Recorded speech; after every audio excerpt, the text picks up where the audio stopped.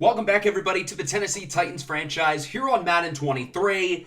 Today we've got our draft preview for the 2025 NFL Draft, which will be in the next episode, premiering this upcoming Tuesday, which is April 11th, I believe.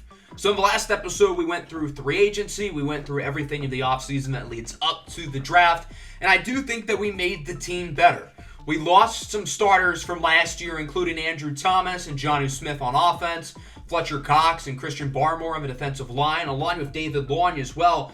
But we got some good replacements. We didn't sign many notable players on offense, but the defense, we really improved, particularly the defensive line with Michael Pierce and Trey Hendrickson, both signed to one-year deals. Our run defense was not good last year. Our pass defense was not good either. So we signed two big-time defensive linemen who can stop the run and get after the quarterback, which in my opinion is this team's biggest need.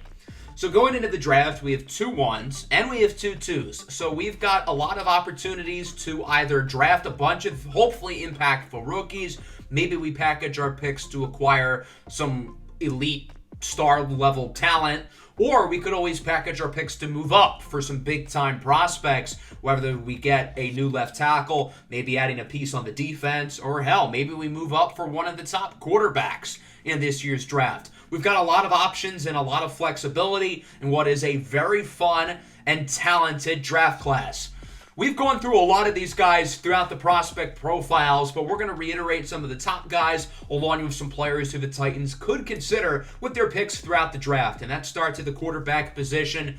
We are not sold on Malik Willis as the starting quarterback of our team. And while we do like Malik Willis, he had the best season of his career this year. He's a free agent next season, and I don't know if he has earned a long-term contract extension. So because of that, we could very well look to add a quarterback in the draft, and maybe we can package some picks and move up to get one. Right now, there are 2 quarterbacks in this class, head and shoulders above the rest, the first one being Justin Tucker out of Duke, this year's Heisman Trophy winner. Tucker checks off all the boxes at the quarterback position. Big kid, pretty strong arm, super accurate, he's mobile. His development has been very linear over these last 4 years. He has significantly improved in each of his 4 seasons as a starter, and because of that, I think he will be the first quarterback off the board. The top 2 teams picking, Houston and Atlanta, both drafted quarterbacks last year, but the Raiders at pick 3, they do not have their franchise quarterback on the roster. I think Justin Tucker would be a perfect fit for them, or maybe somebody trades up and tries to jump the Raiders to get their guy in Justin Tucker. The first 2 number 1 overall picks in this series are the 2 previous Heisman winners, Clyde Williamson to Detroit and Kate Hutchinson to Minnesota. Justin Tucker's looking to keep that trend going. While the team picking number 1 does not need a quarterback, we could see a trade-up, or maybe Houston does pick him. Justin Tucker is a significantly better prospect than their current QB, Kane Sanders, so it is possible. Romeo Colucci out of Oklahoma is the other star quarterback prospect in this year's draft. I think right now, teams sort of in the fringe top 5 range, like the Jets and the Saints, are currently the favorites to land him. Colucci as well checks off pretty much all of the boxes. 2-year starter with the Sooners. He's got one of the strongest arms of any quarterback in this class. Really accurate, and his accuracy improved from last year, his first season as a starter, to this year. He's pretty mobile as well, and we got to see him dominate the college football playoff for Oklahoma, who was the highest seed in the entire tournament, but they still made it all the way to the national championship game, losing to Ohio State. Colucci performed well at the Combine, and I think if you look at his mental fortitude along with his athletic upside, you can make the argument that he is the best quarterback prospect in this draft class, and I have a hard time thinking either one of those 2 make it past the top 5. Then there's a little bit of a drop-off. You've got a few fringe first-round guys, including Aram Kachakan out of Georgia, 6'2", 200 pounds. Kachakan throws lefty. He's probably the most improved player in college football from last year to this past season. As a junior, his first year as a starter, he really was not very good, but he drastically improved this year, finishing in the top 5 of the Heisman vote, leading Georgia to the college football playoff. He's not an elite athlete, and he doesn't have great physical traits, but he does have a pretty strong arm, and he is decently mobile as well. Barrett Cherokee from Oregon is a little bit more of a wild card. This is a guy who is a 3-year starter with the Ducks. His career started off a little bit rocky. It's not that he was bad, but he was inconsistent. He had a few too many turnover-worthy throws. His accuracy left a lot to be desired, but this year as a senior, he really improved. 40 touchdown passes to just 4 interceptions. He was much more efficient with the football, and we still saw some of those big-time throws. And, of course, his great rushing ability. He's one of the better running quarterbacks in this year's draft class. Now, Oregon's playbook isn't necessarily a pro style, so he's going to have to take some time to get acclimated to NFL play calling. Kareem Kamara from Arizona is the other guy who I could see going in the first round of this year's draft. Of all the top quarterbacks in this year's draft class, pretty much all of them made the college football playoff this year other than Kareem Kamara with the Wildcats. Kamara has maybe the most physical tools of any of these top quarterbacks in this draft. He's got an even stronger arm than Kolochi. He's got even more mobility than Barrett Cherokee. He's not as consistent as some of those other top guys, and he's always had great weapons at Arizona to throw the ball to, including Titans' #1 wide receiver Scotty Pickens, while playing against not great Pac-12 defenses. But the physical upside with Kamara is certainly there. Then you look at the day 2 guys, and I think this quarterback class is pretty deep. You have Scotty Kimbrell II out of USC. He had his best season of his career this year as a senior. He isn't super fast. He doesn't have a rocket arm, but he is pretty accurate. Ernie Capellar is certainly a wild card. He's got the physical tools. He's super mobile. He's got a pretty good arm, but he was just so inconsistent this year, and he does not play well in big games, as we've seen dating back to his junior year. And then you have Drain Ignatius, who's a very safe pick, but he has a low ceiling. His physical traits are not spectacular, but he is accurate. Then you look at day 3. Marco Prince and Jorgensen Jupiter both missed most of their senior seasons with injury, but they're both very talented. Forrest Holloway has the strongest arm in the class, but is very raw. QJ Redding's had a phenomenal season for South Alabama. It's a really deep quarterback class. A lot of fun players there. It's not such a great running back class. I think Cannon McMullen's really good at the top. You have the Alabama duo with Tyon Christopher and Darius Coley. Luckily, the Titans don't need a running back with Derrick Henry and Elijah Bryant, so don't anticipate the Titans to really draft a running back at all. I think McMullen really can make a super big impact early on for a team, but I think a lot of these other guys, like Otis Washington, Micah McDuffie, they're going to be best utilized as complementary backs, which there are certainly roles for guys like that in today's NFL. The wide receiver class is interesting. You've got a few guys vying to be the top receiver in the class. I think there's really 3 players in the discussion, and that starts with Trenton Malice out of Indiana.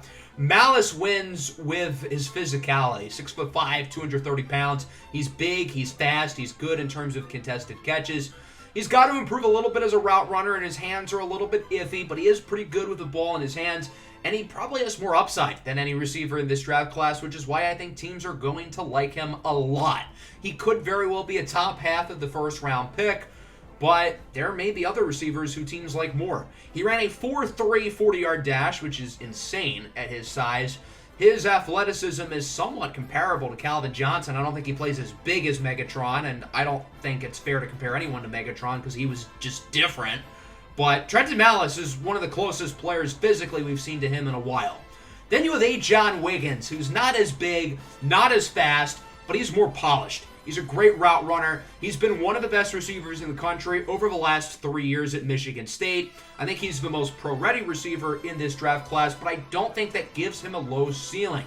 A lot of the top receivers in the NFL aren't the biggest. They aren't the fastest, but they're really crisp route runners. They have good hands. They know how to get open, and that's A. John Wiggins. Now, he did run a really good time at the Combine, and he is really quick and shifty. Personally, I think he's the receiver who I would pick first, and I could make the argument that he's a top 10 player in this draft class. And then you have Jabari Kruger, who is the best receiver in college football this past year. 6'5", 250 pounds. He's built like a tight end, but he plays receiver.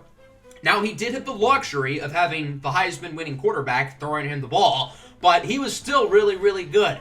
He led college football in receiving touchdowns. He was very high in terms of receptions and yards as well, winning the Fred Biletnikoff Award, and deservedly so. For somebody of his size, he is a nimble athlete, and he tested a lot better than I expected. He ran a sub 4.5, which I think is a really good time for him, cementing himself as a likely first-round pick in this year's draft. I don't think this receiver class is as deep as some recent classes we've seen over the last 5-6 years, But there are a lot of guys who are probably going to go out of the first round who are good. You've got fringe first-rounders like Mamuto Damba, who had a great year at Cal. Jensen Young, very good player. E.J. Twyman as well. I think Young and Twyman could be big-time weapons in the slot going forward. But Damba is the one who intrigues me the most out of that group. He had a major breakout season this year at Cal. Going into the year, I would say he was a fringe late day 2 pick.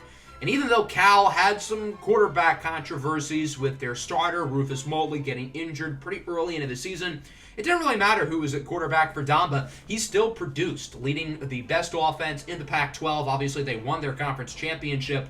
His combine numbers were a little bit disappointing compared to some of the other receivers in this range, but still pretty solid. Going down the board, you've got Kramer Gildeford, another kid who's super big, 6'5", 240 pounds. He's a similar prospect to Jabari Kruger out of Duke. Gildeford was the best receiver in the country 2 years ago, with Kane Sanders throwing him the ball. He really knows how to use his size, and he has great ball skills, honestly even better than Jabari Kruger. His numbers took a dip last year, which is to be expected with worse quarterback play, but he was still quite good, and I think you can give him a pass for being slightly worse because the talent in quarterback drop-off was large. Then you go down the board, Khalil Hassan's an interesting shot in the dark. Chris Gentry, Noah Hampton, those guys are coming off of big years. Skeeter Darlington recently declared for the draft. I like him. Kevin Shasha and Luther Lexers were both very good as well last year. But I want to look at Monte Grant out of Georgia. This kid is a dynamic weapon with the ball in his hands. I think early on he's going to be best stretching the field vertically as a deep threat. But if he can craft ways to get the ball in his hands, good luck to the opposing defense to try to bring him down. He's very similar to Kadarius Toney, but I think he's a little bit more vertically better. I think he's more of the receiver than a gadget player, which I think would be the case with Toney. Going down the board, looking at the day 3 guys, there are some good players. Jody Gentry from Memphis, Cam Lewis from TCU, and even in the undrafted range, I think a number of these players could be pretty good. Kalia Hefe out of Kansas I really like. Romani Pierre-Cross as well from Florida State. I think it's a pretty strong tight end class, especially at the top with Walker Charleston, William Kendrickson, and Hamza Hamilari as the top 3. Charleston is certainly the best of the group, though. I think he's head and shoulders the best tight end of his class. He's a big guy, he's a phenomenal athlete and a dynamic weapon, and he's a pretty good pass and run blocker as well.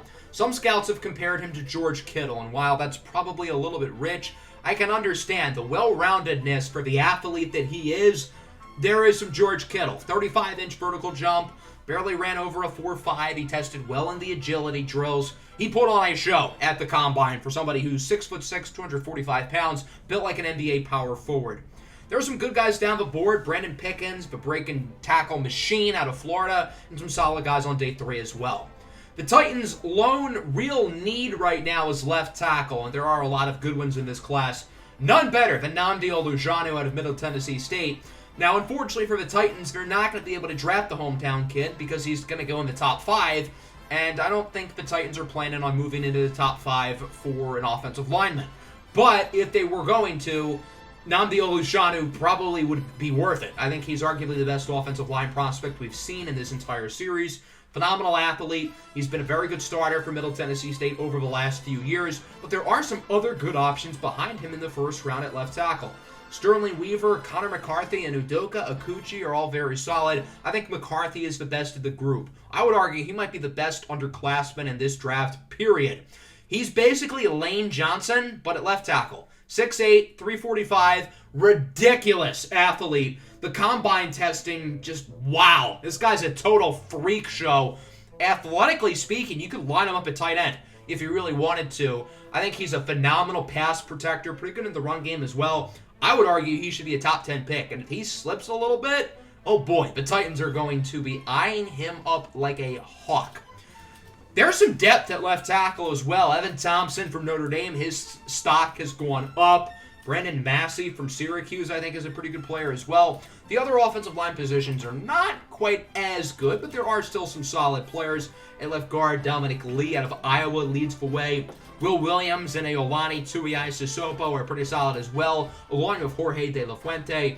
At center, Maurice Smart is probably the best prospect at the center position we've seen in this series. Darwin Glanton from Michigan is pretty good as well. At right guard, I really like Ryder Pratt out of Kansas. While the Titans don't need a guard per se, maybe they could draft a guy like Pratt and try to convert him into a tackle. I think he could play tackle. He's got really long arms, and he's got good size and athleticism. I think he's got enough versatility to slide over to the left side. He tested very well at the combine. He's a great pass blocker, and Kansas is one of the more vertical air raid styled offenses, and they pass the ball more than just about anybody. So he has a ton of pass blocking reps under his belt. Then at right tackle, the Titans could always draft a guy like Orlando Luke or Samson Goldwell in the first round, move him over to the left side. I like Pharaoh Ojebe as well out of Texas A&M as a possible late second, early third round option. Let's move to the defensive side of the ball. And yes, the Titans did sign 2 big-time defensive linemen. They should still draft a defensive lineman early because their pass rush and their run defense was really bad last year. The top projected defensive player in this draft right now is Adrian Moore out of Oklahoma. If you guys watched the college football playoff in the NCAA Next Up series and paid attention to Oklahoma's games, you probably heard the name Adrian Moore a lot. Throughout the college football playoff, this kid was an absolute game wrecker. He tested pretty well at the combine. He's a phenomenal pass rusher. He led all of college football in sacks, facing off against SEC offensive linemen every week. And if I were to bet now, I think he's going to be the number 1 pick to the Texans if they keep that selection. Karamoko Sawadogo out of Kansas State is very good as well. As a junior, he was phenomenal. As a senior, he took a small step back, but was still really good and has kept his first-round status. Another big-time pass rusher who could be an option for the Titans. I don't think he falls to their top pick, number 19 overall, but it is a deep pass rushing class, so I suppose it's possible. There is some depth down the board as well with these pass rushers, particularly at left end. Yaya Mabuki from Clemson really broke out onto the scene. He led college football during the regular season in sacks until Adrian Moore passed him. Mabuki is 24 and didn't really break out until last season, so I think that's a concern with him. Mark Williams is the active leader in sacks in all of college football. Kobe Bryant makes big-time plays in big-time games. And then you got guys like Sherrod Harris and Yusuf Olawolu who are big-time athletes. The right end position, it's not as good, but still strong, led by Mayer Jahir out of Kent State, whose stock over the last year has risen more than just about anybody. Going into the season, he was an afterthought. He performed well, he had a good combine, and now he's being looked at as a possible top 5 selection in this year's draft class. Especially if one of the quarterbacks falls out of the top 5, that's probably because a guy like Mayer Jahir made his way in there. Tested well again at the scouting combine. He has been very good over the last couple of years at Kent State, but this year he really took it up a notch, looking to make it 2 straight years where a player out of the MAC conference goes into the top 10. Last year it was Ball State safety Athanase Gothero to the Las Vegas Raiders with the 8th pick. Behind him, you have Tykeem Rogers out of Georgia, a former number 1 recruit in his class. Rogers at one point looked like he'd be destined to be the number 1 pick in his respective draft as a sophomore 2 years ago. He was maybe the best defensive lineman in the country. He really should have declared for the draft at that point when he was a redshirt sophomore, but he decided to stay in school. As a junior, he was quite bad. This year as a senior, he was better, pushing himself back into the first round. He unsurprisingly was really good at the combine. While the production has been very inconsistent, I think if you put him with a good coaching staff, he could really develop. And I think his scheme versatility as a bigger defensive end profiles well in the Titans' 3-4 defensive line. And I think he could line up nicely with guys like Harold Landry and Azeez Ojulari on the outside and Michael Pierce and Trey Hendrickson inside.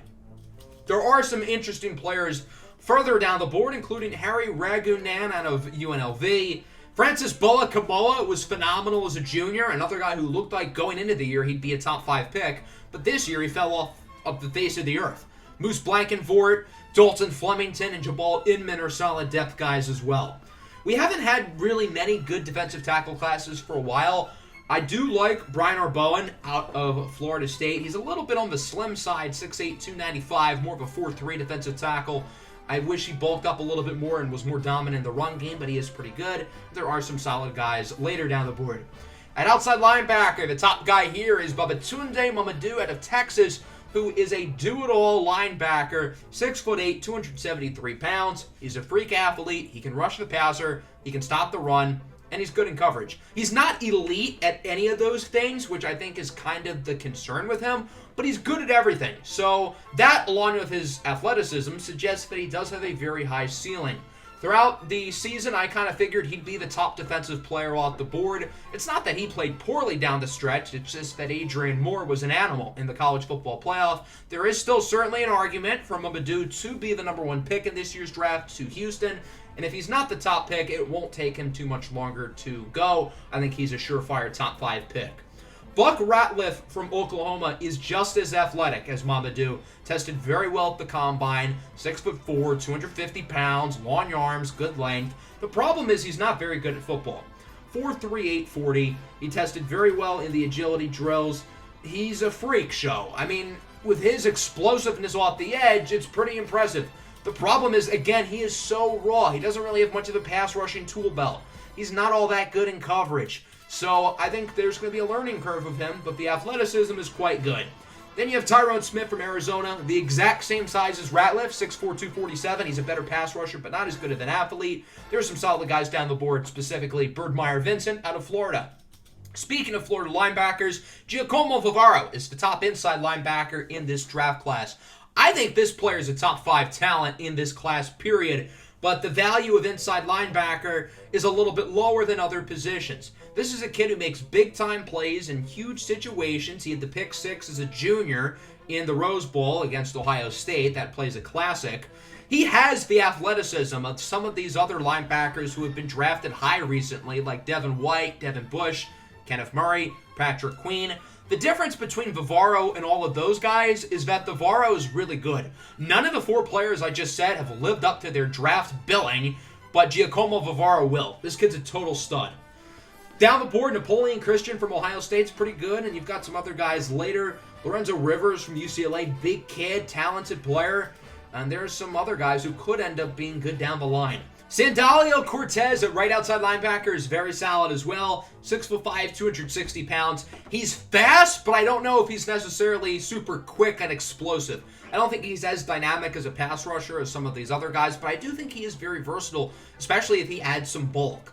For those of you following the real-life draft, I do see some similarities to Tyree Wilson out of Texas Tech, and I think Cortez will be drafted in the range that Wilson will in real life, which is probably somewhere between 5 and 10, although I think it's more likely Wilson is the top defensive player in his class compared to Sandalio Cortez here. Hyman Crawley from Cal is a good pass rusher. Rambo and Ryan Hand are good pass rushers. And then down the board, guys like Elijah Chamalant, John Henry Leithuve, and Aiden Milligan are all good jack-of-all-trades linebackers. It's a loaded cornerback class. Only 2 guys are really cemented in the first round, but there are 7 others who are fringe first-round guys. I think the only thing that's unquestioned about this cornerback class is that Jablay Scythe out of Iowa State is the best of the group. 6 foot, 186 pounds, phenomenal ball skills. This kid knows how to track the football and make plays. He is just as good in coverage as some of these other guys as well, and he's got pretty good athleticism. I wish he bulked up a little bit. He's on the skinny side. I think he struggles against bigger, stronger receivers, and you're going to see more of those in the league. But he tested very well at the combine. His agility is just off the charts. His change of direction and his quickness is not normal. And that's really important as a corner. You got to be able to flip your hips quickly and change direction. And Jablay Skype's ability to do that is flat out special. Nigel Deacon as well from Georgia is really good. He had 2 interceptions in the college football playoff semifinal game against Cal that they won. 6'2", 184 pounds. Again, he's skinny, but he does have 2 inches on Jablay Skype. And 2 inches, it's a lot. It makes a big difference. Story of my life.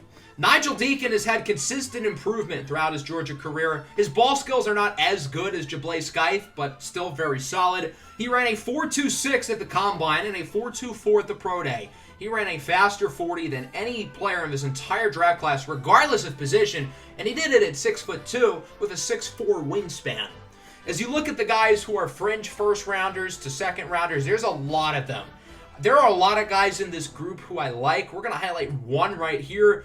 And that player is going to be Louisiana Tech corner Moses Elise.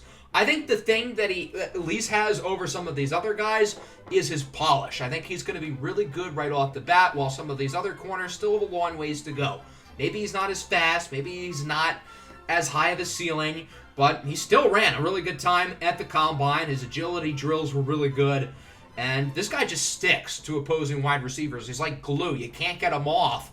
but he's not handsy. He doesn't grab. He avoids penalties. Very smart, very disciplined player, and I think he's going to be a top 30 corner in the NFL as a rookie. I think he's really, really strong and should go in the first round.